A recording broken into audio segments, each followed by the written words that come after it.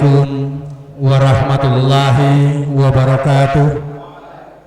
Bapak-bapak hadirin sekalian yang kami hormati, teristimewa Bapak Kasih Binadik Lapas kelas 2, marilah acara pada sore hari ini kita buka dengan melepaskan basmalah. Bismillahirrahmanirrahim. Selanjutnya mari kita ikuti tuntunan ilahi yang akan disampaikan oleh rekan kita Iwan Sahrain. Pada Pak Iwan dengan hormat disilakan. Assalamualaikum warahmatullahi wabarakatuh. A'udzu billahi minas syaitonir rajim.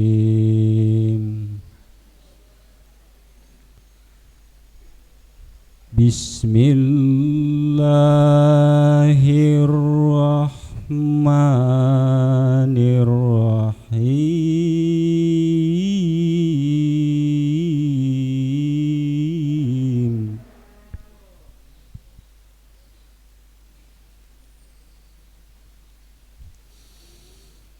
Wa yas'alunaka 'anil mahid.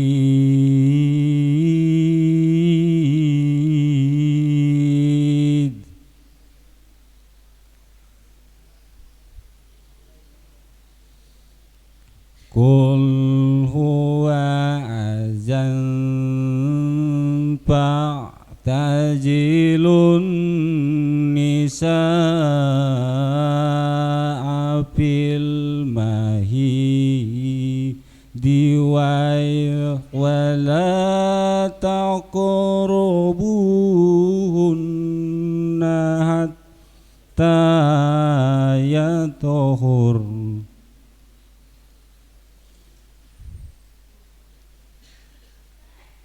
Fa'idha tatahharna fa'tuhunna min haitsu amarakumullah.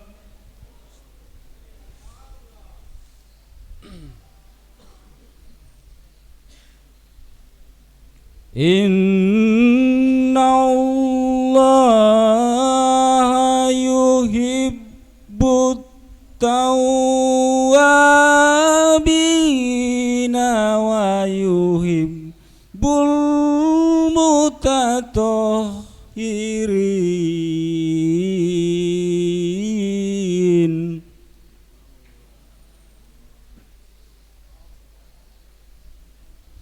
Innallaha yuhibbut tawwabina wa yuhibbul mutatahhirin. Shadaqallahul azim. Assalamualaikum warahmatullahi wabarakatuh.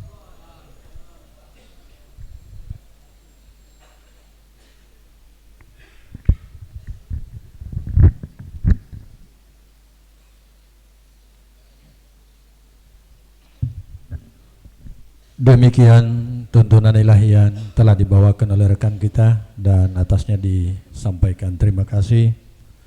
Selanjutnya mari kita ikuti arahan dari Kasih Binadik Lapas kelas 2 Gorontalo. Dengan hormat pada Bapak disilakan.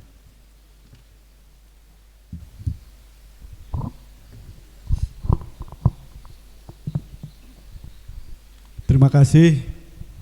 Assalamualaikum warahmatullahi wabarakatuh.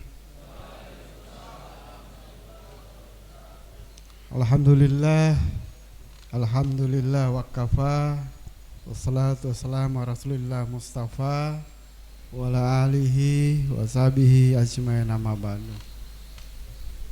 Yang kami hormati Pak Ketua Harian, kami hormati seluruh pengurus Badan Takmir Masjid atau Balapas kelas 2 Gorontalo, yang kami cintai, kami banggakan, seluruh jamaah masjid, At-Taubah yang insya Allah kita sama dirahmati dan dimuliakan oleh Allah Subhanahu wa Ta'ala.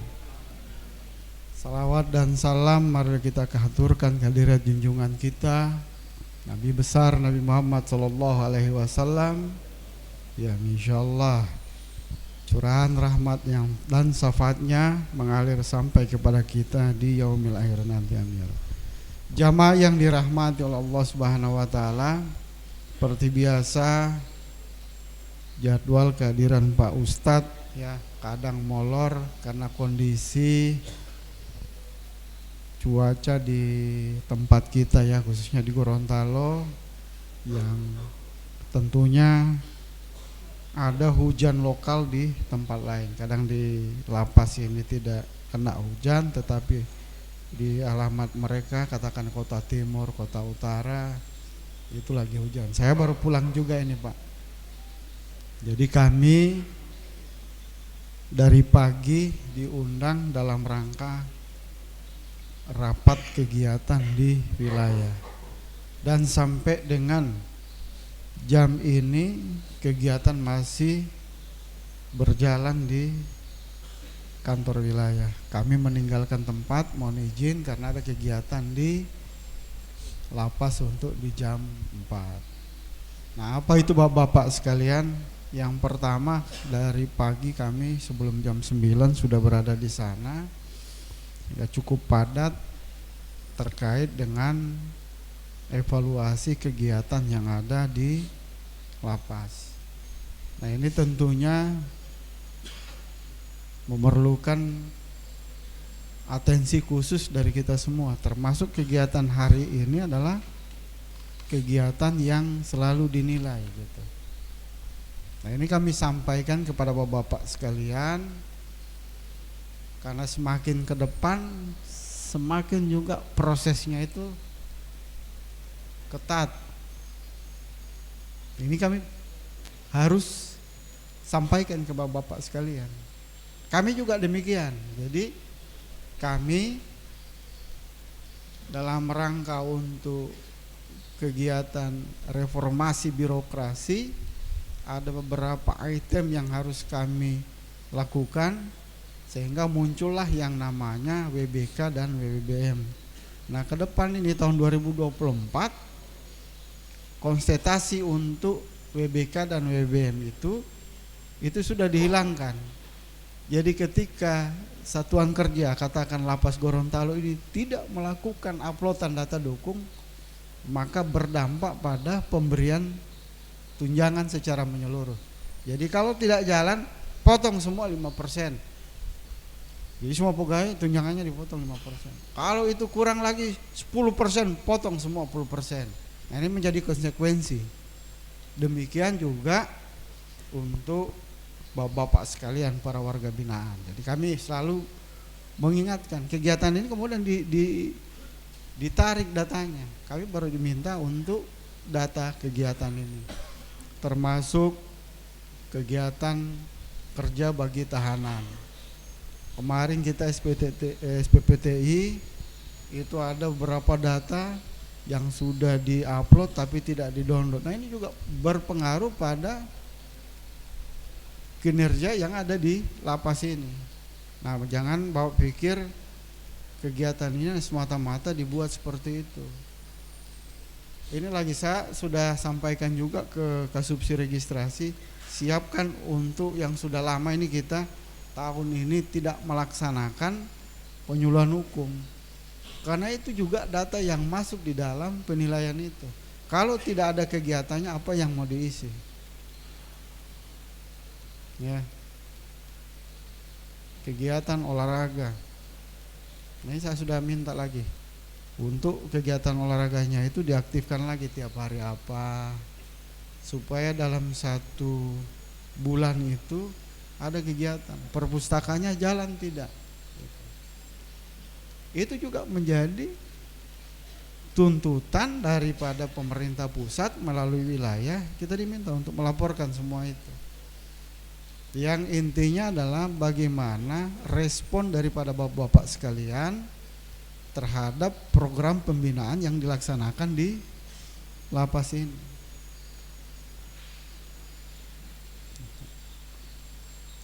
Jadi semakin jauh ke sana semakin diperbaiki ininya. Karena apa? Kalau kita review lagi kembali ke belakang, kayak macam Pak Ketua kan, Pak Ketua ini tidak dapat apa-apa dibandingkan dengan yang lain. Nah, apa kemudian ketika ada pemberian seperti itu, kemudian syarat dan ketentuannya tidak diikuti? Ini masih ada Pak Ketua ini, tidak dapat apa-apa. Tapi beliau juga hadir terus tiap hari ada di sini. Kalian tidak berharap apa-apa gitu. Jadi kesadaran kita semua Bapak-bapak sekalian. Jadi memang program ini bukan kemauan kami, tapi memang dalam proses revitalisasi pemasyarakatan. Nah, itu akan dinilai semua. Wali. Nah, sekarang ini kan wali belum optimal lah dalam pelaksanaan. Kadang-kadang juga kami paham ada warga binaan yang tidak kenal siapa walinya. Demikian juga sebaliknya, wali belum mengambil data secara detail. Nanti ke depan ini itu akan digenjot ke sana.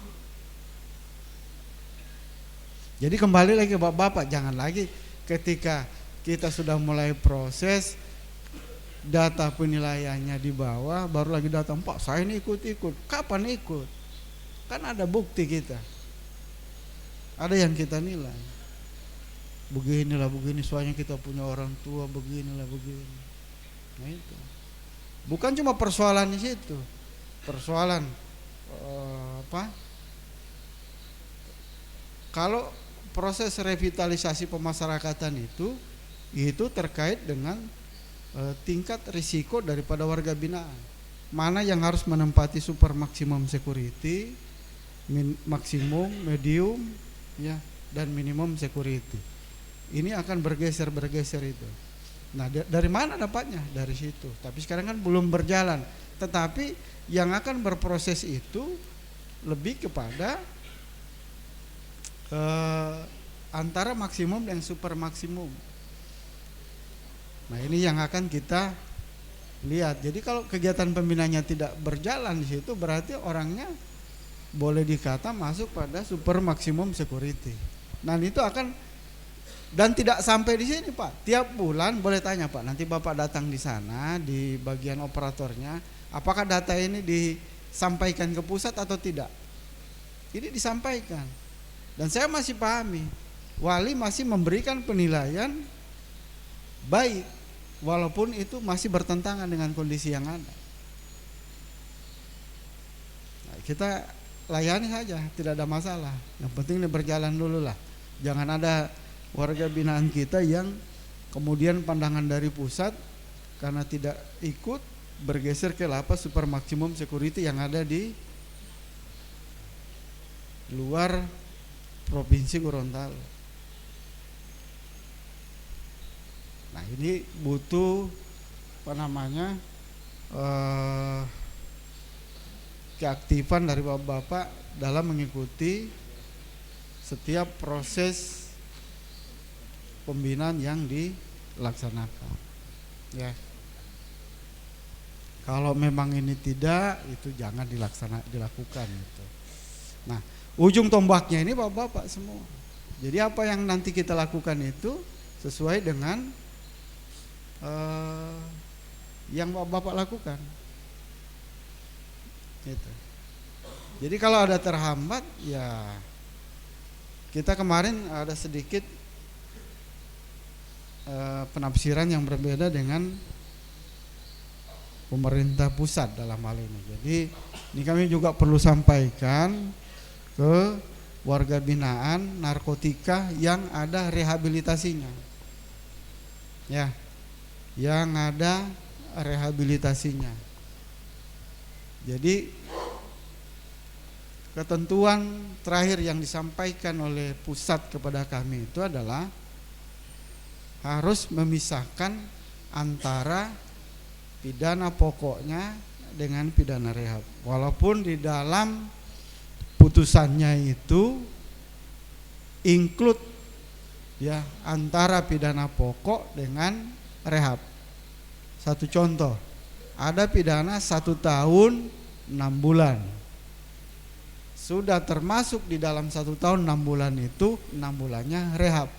Maka yang kami input dulu itu adalah pidana 1 tahunnya. 6 bulan belum boleh. Nah memang kami bertentangan kan. Kami sampaikan bahwa di dalam permintaan litmas baru bisa dipenuhi kalau ini sudah menjalani rehab. Nah sesungguhnya petunjuk dari pusat itu rehabnya itu dilaksanakan setelah pidana pokok itu selesai. Artinya begini, ini kan ada rehab, ada di antara dari 1 tahun itu ya, itu bisa berproses untuk hak integrasi di sana. Nah ketika SK-nya turun, maka kita akan mulai menghitung rehabnya itu. Jadi akan sama dengan pelaksanaan pidana lainnya yang ada denda di sana, seperti di tindak pidana korupsi, ya, undang-undang perlindungan anak, kekerasan dalam rumah tangga, undang-undang lalu lintas, itu yang masih ada pidana dendanya. Maka diselesaikan dulu pidana pokok baru pidana denda. Tetapi di dalam pidana pokok ini pada saat kita usulkan itu akan diperhitungkan di situ, sehingga akan ada pengurangan di pidana itu. Nah ini yang perlu dipahami. Saya tanya lagi, ya, saya tanya. Assalamualaikum Pak Ustadz.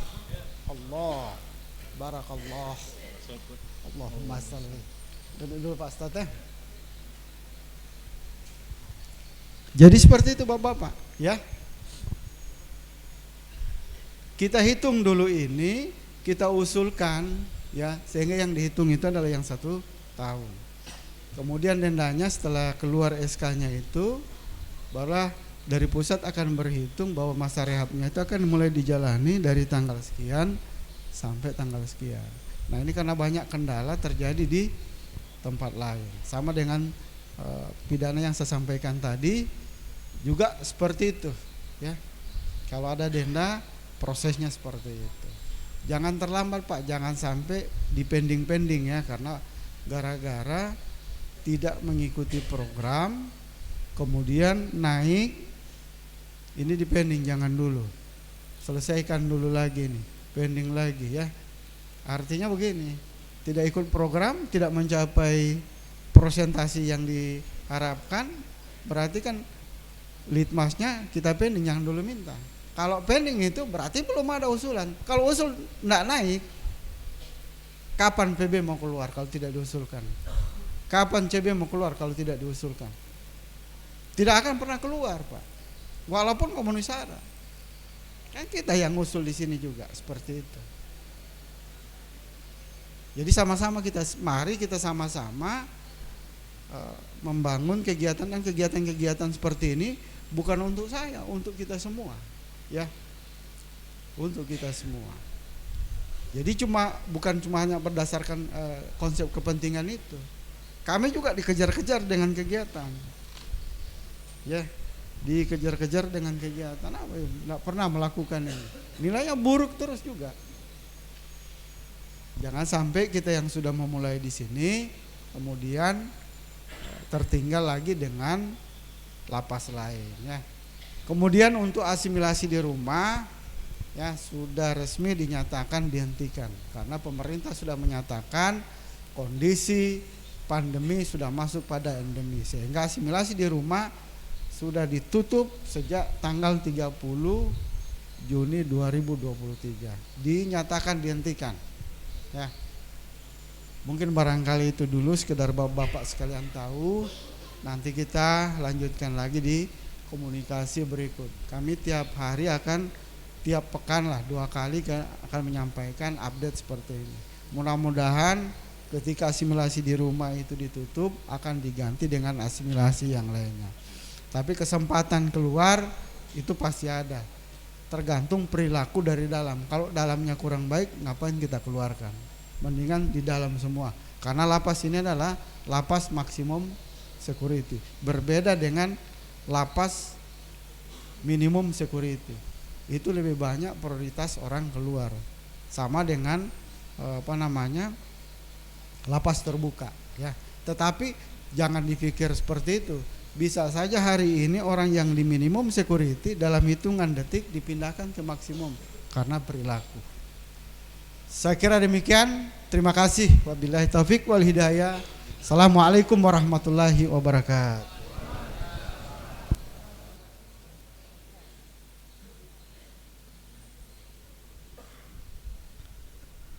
Demikian arahan dari Kasih Binadik Lapas kelas 2, dan pada beliau disampaikan terima kasih. Yang terhormat Pak Ustadz Muhammad Rifyan Ponegoro yang baru tiba. Kasih kering suara sedikit Pak Ustadz, coba keringat. Alhamdulillah sudah tiba. Kira bisa. Bapak-bapak hadirin yang kami hormati, mari kita ikuti ceramah agama yang akan disampaikan oleh Al-Ustadz Bapak Muhammad Rifyan Ponegoro. Para beliau dengan hormat disilakan. Bismillahirrahmanirrahim. Assalamualaikum warahmatullahi wabarakatuh. Alhamdulillah, wassalatu wassalamu ala rasulillah, wala hawla wala quwwata illa billah. Asyhadu an la ilaha illallah wahdahu la syarikalah, wa asyhadu anna muhammadan abduhu wa rasuluh, la nabiyya wa la rasula ba'dah. Allahumma salli wa sallim ala sayyidina wa habibina wa syafi'ina Muhammad. Allahumma salli wa sallim wa barik alaih wa ala alihi wa sahbihi ajma'in, amma ba'd.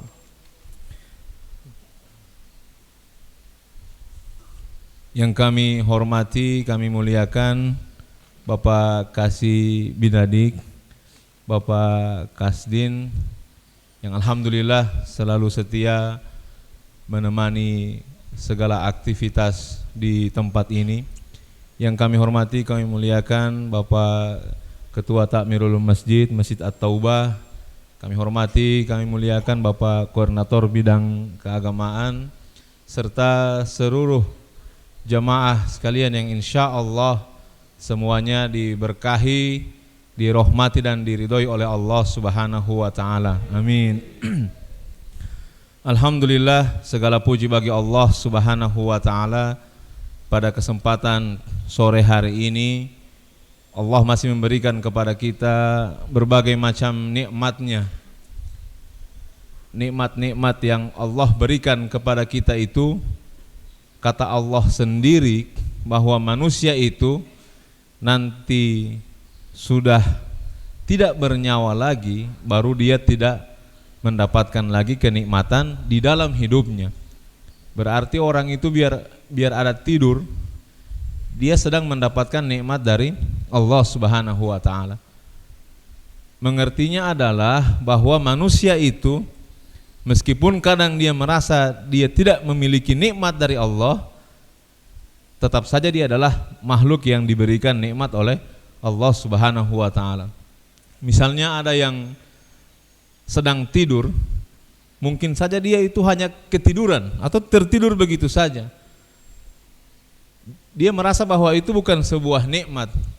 Mungkin dia tertidur ketika dia punya masalah, dia tertidur karena dia sudah capek memikirkan kehidupannya. Tetapi ternyata ketika dilihat oleh orang yang tidak bisa tidur, orang yang tidak bisa tidur itu langsung mengatakan bahwa Masya Allah, Subhanallah, luar biasa nikmat yang sedang dirasakan oleh orang yang sedang tidur ini. Padahal ketika dia tidur, dia merasa bahwa itu bukan nikmat dari Allah Subhanahu wa Ta'ala. Maka alhamdulillah nikmat-nikmat itu terus berdatangan kepada kita. Mudah-mudahan nikmat ini bisa kita naikkan levelnya, syukur kita itu bisa kita naikkan levelnya, bahwa manusia itu kalau dia diberikan ujian dia bersabar, kalau dia diberikan kenikmatan dia bersyukur. Nah, tapi ada manusia yang lebih istimewa lagi, ketika dia diberikan kenikmatan dia bersyukur, ketika dia diberikan ujian oleh Allah Subhanahu wa taala dia tetap bersyukur juga. Maka mudah-mudahan senantiasa kehidupan ini dihiasi oleh dua hal. Yang pertama adalah zikrullah, kita mengingat Allah Subhanahu wa taala, kemudian kita memikirkan zatnya Allah Subhanahu wa taala. Sesungguhnya ini hanya lanjutan dari materi-materi sebelumnya, bahwa manusia itu kalau dia sudah mampu menyatukan zikir dan fikirnya, maka insya Allah dia akan senantiasa berada di jalan yang lurus. Jadi manusia yang hebat itu adalah tidak pernah lepas dia dari mengingat Allah, dan tidak pernah lepas dia dari membayangkan bagaimana kuasanya Allah Subhanahu wa taala. Jamaah sekalian yang sama dimuliakan Allah, jadi kalau ada orang yang duduk, nah kira-kira aktivitas apa yang bisa dia renungkan dari duduk itu? Nah, ternyata ada bayi yang dilahirkan tidak bisa duduk, dan ternyata sampai besar tidak bisa duduk. Oh, ternyata dia memang tidak memiliki kemampuan untuk duduk dan hanya berbaring sampai dia tua. Oh, ternyata duduk ini pun adalah kuasanya Allah Subhanahu wa taala. Alhamdulillah kita masih diberikan kesempatan untuk duduk. Nah, jadi itu yang disebut dengan fikir itu. Jadi dimanapun kita berada, kalau kita selalu fikrullah, memikirkan Allah Subhanahu wa taala, maka insya Allah selalu terjaga seluruh langkah kehidupan kita. Kemudian salawat dan salam kepada baginda Nabi Muhammad sallallahu alaihi wasallam, kepada keluarga beliau, sahabat beliau, dan insya Allah segala curahan dan limpahan rahmatnya akan sampai kepada kita selaku umatnya yang terus berusaha untuk istiqomah dan konsisten dengan ajaran dan sunnah beliau. Amin ya rabbal alamin. Jamaah sekalian yang sama dimuliakan Allah, jadi ini kemarin sempat dihubungi untuk memberi materi di tempat ini. Jadi saya terbayang materi yang dibawakan pada khutbah Idul Adha kemarin.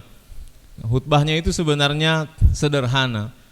Sederhananya itu karena dia hanya diawali dengan sebuah renungan, ya, jamaah sekalian sama dimuliakan Allah. Sebuah renungan.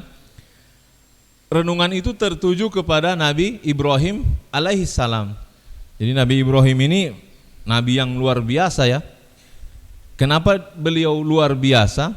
Ya, karena berbagai macam keistimewaannya, sampai disebut atau diberi julukan Khalilullah, yaitu kekasihnya Allah Subhanahu wa taala. Nabi Ibrahim itu ayahnya adalah seorang pembuat dan penyembah berhala. Jadi keimanan Nabi Ibrahim itu adalah keimanan yang dia cari. Nah, artinya kebenarannya adalah kebenaran yang dia cari. Berarti dia melewatkan semua aktivitas kehidupannya untuk mencari yang namanya kebenaran itu. Nah, ternyata setiap tahun kita itu selalu memperingati hari raya Idul Adha dan selalu mengulang-ulang kisah keabadian kisah dari Nabiullah Ibrahim alaihissalam. Makanya kalau kita dengar khutbah Idul Adha itu pasti cerita tentang Nabi Ibrahim. Haji itu tentang Nabi Ibrahim, berkurban juga tentang Nabi Ibrahim. Nah, sehingga kita mendapatkan sebuah kesimpulan bahwa Nabi Ibrahim itu adalah manusia yang abadi, yang diceritakan kebaikan-kebaikannya, yang diikuti teladan-teladannya. Bahkan dua ibadah besar ini berkaca pada aktivitasnya Nabiullah Ibrahim alaihissalam, yaitu haji dan berkurban. Nah, setelah itu muncul pertanyaan, kalau begitu kenapa manusia semulia ini bisa begitu abadi, dikenang oleh semua orang?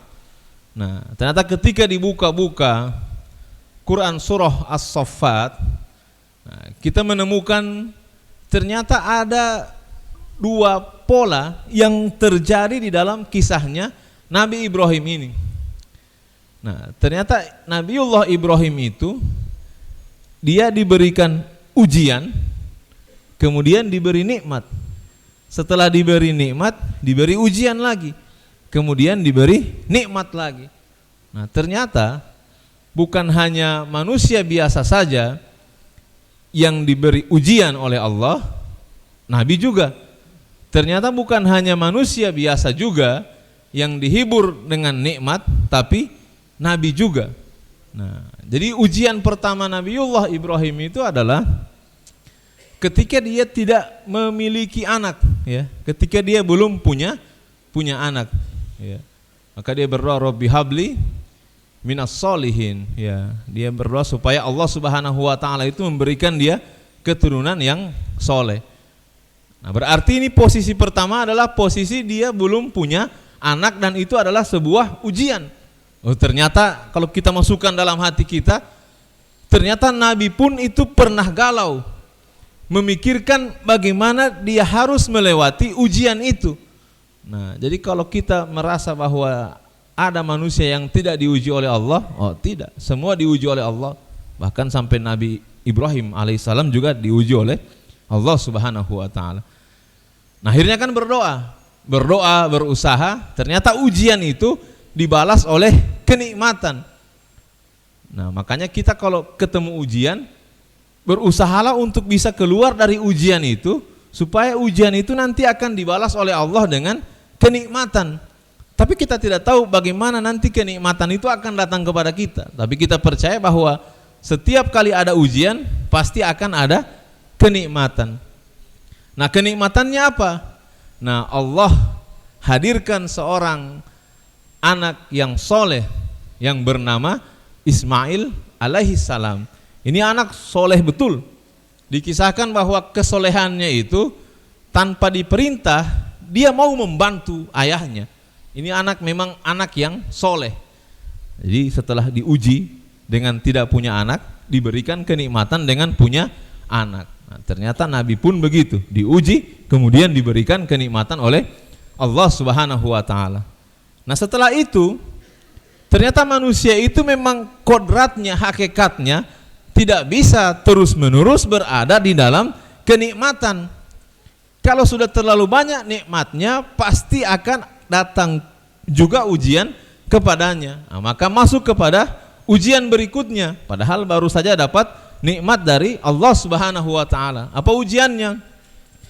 Ujiannya adalah Allah menyuruh Nabi Ibrahim untuk menyembelih anaknya ini. Nah, ini perintah Allah Subhanahu wa taala, luar biasa. Perintah Allah kepada Nabi, dan Nabi harus mengikuti perintah tersebut. Perintah yang berat karena ditambah lagi dengan godaan syaitan. Syaitan ini bukan hanya menggoda Nabiullah Ibrahim, tapi juga menggoda istrinya. Kemudian menggoda anaknya. Nah, cara dia menggoda istrinya adalah, kamu punya suami itu adalah suami yang tidak bertanggung jawab. Cara dia menggoda Ismail adalah, wahai Ismail, ayahmu itu hanya mementingkan cerita dibandingkan sayangnya terhadap dirimu. Nah, jadi ini pola berikutnya jamaah sekalian ya. Kalau kita sedang diuji oleh Allah, sudah kena ujian kita, setan masih bermain lagi dengan ujian itu. Jadi ibaratnya so jatuh, setan main-main lagi, tambah memperburuk keadaan itu. Nah, tapi ternyata Nabiullah Ibrahim setelah ujian itu dia bangkit. Dia terima keadaan itu, dia pasrah untuk menerima keadaan itu. Ternyata anaknya cukup soleh dan menerima supaya dia disembelih saja oleh bapaknya. Maka tajamkanlah dulu pisau, begitu kan kata-katanya ya. Jangan kamu lihat wajahku supaya tidak muncul rasa kasihanmu terhadapku. Nah, ternyata apa? Setelah ujian ini ada nikmat. Nikmatnya adalah tidak jadi disembelih Ismail, tapi diganti dengan kadzabhin azim, dengan sebuah hewan yang besar, hewan yang cukup layak, cukup besar untuk mengganti manusia yang harusnya disembelih saat itu. Nah, jadi dia bahagia. Nah, apa kata Allah Subhanahu wa taala dalam ayat berikutnya? Maka Ibrahim alaihissalam atas skenario semua ini, dari ujian kemudian kamu diberi kenikmatan, kemudian diuji, kemudian kamu diberi kenikmatan, maka kami abadikan kisahmu ini kepada orang-orang setelahmu. Nah, yang bisa kita ambil pelajaran jamaah sekalian yang sama dimuliakan Allah, kalau kita kena ujian lalu kita berhenti di ujian itu, jadi apa kita ya? Kan ini yang lagi top sekarang ya. Diuji ternyata mengakhiri hidupnya dengan bunuh diri. Masya Allah. Jadi apa hidup ini kalau kena ujian satu kali menyerah dengan ujian itu? Nah, ambillah pelajaran dari Nabi itu. Dia diuji, bertahan, kemudian diberi kenikmatan. Nah, sekarang kita berpikir sedikit saja. Jamaah sekalian, kalau kita ini diuji, siapa kita? Gitu kan pertanyaannya begitu. Kalau cuman kita ini yang diuji, siapa kita ini? Rasa-rasanya pantas sudah kita ini diuji oleh Allah. Ya Allah, saya memang jarang sholat subuh, maka ya saya diuji. Ya Allah, saya ini memang jarang berbagi, maka saya pantas diuji. Tapi bagaimana perasaannya seorang Nabi ketika dia adalah orang yang paling dekat dengan Allah, merasa paling dekat dengan Allah Subhanahu wa ta'ala, tapi diberikan ujian, maka sesungguhnya penerimaan rasa ujian itu di dalam hatinya jauh lebih sakit daripada ketika kita sendiri, manusia yang biasa-biasa sepertinya, yang diuji oleh Allah Subhanahu wa ta'ala. Pemikirannya itu seperti itu. Jadi apa kita kalau seandainya diuji oleh Allah lalu jatuh hanya gara-gara ujian itu? Maka perintah dari kisah ini, dari ayat ini adalah diuji, bangkit. Karena setelah ujian pasti ada kenikmatan. Kalau diuji lagi, bangkit lagi, pasti ada ujian lagi setelah kenikmatan. Maka kita akan menjadi manusia yang abadi. Nah, terakhir, di manakah abadinya?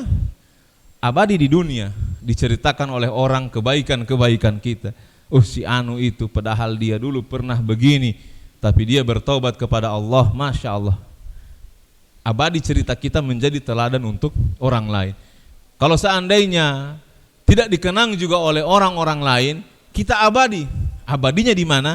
Abadinya di surganya Allah Subhanahu wa ta'ala. Allah tempatkan kita di dalam sebuah keabadian dan tidak akan pernah lagi merasakan ujian di dalamnya. Maka jamaah sekalian yang sama dimuliakan Allah Subhanahu wa ta'ala, semoga yang sedikit ini bisa memberikan sedikit pencerahan untuk kita semua, bahwa apa jadinya kita kalau diuji lalu ternyata kita habis hanya gara-gara ujian itu. Bangkitlah dari ujian, maka yakinlah bahwa ada kenikmatan yang akan menyusul dari sebuah ujian itu. Jamaah sekalian yang sama dimuliakan Allah, mari sama kita berdoa kepada Allah Subhanahu wa ta'ala. A'udzubillahi minasyaitonirrajim. Bismillahirrahmanirrahim. Alhamdulillahirabbil alamin. Arrahmanirrahim. Maliki yaumiddin. Iyyaka na'budu wa iyyaka nasta'in. Ihdinas siratal mustaqim. Siratal ladzina an'amta 'alaihim ghairil maghdubi 'alaihim waladdallin. Amin. Allahumma inna nas'aluka khaira ma fi hadzal yaum wa khaira ma fihi wa khaira ma ba'dah. Allahumma inna na'udzubika min syarri ma fi hadzal yaum wa syarri ma fihi wa syarri ma ba'dah. Allahumma inna nas'aluka ilman nafi'an wa amalan mutaqabbala wa rizqan wasi'an wa rizqan halalan thayyiban. Allahumma rabbana la tuzigh qulubana ba'da idh hadaitana wa hab lana min ladunka rahmah innaka antal wahhab. Rabbana atina fid dunya hasanah wa fil akhirati hasanah wa qina adzabannar. Sallallahu ala khairil khalqi Muhammadin nabiyil ummiyina wa ala alihi wa sahbihi wa barik wa sallim. Subhana rabbika rabbil izzati amma yasifun wa salamun alal mursalin walhamdulillahi rabbil alamin. Lebih dan kurang yang kami mohon maaf. Assalamualaikum warahmatullahi wabarakatuh.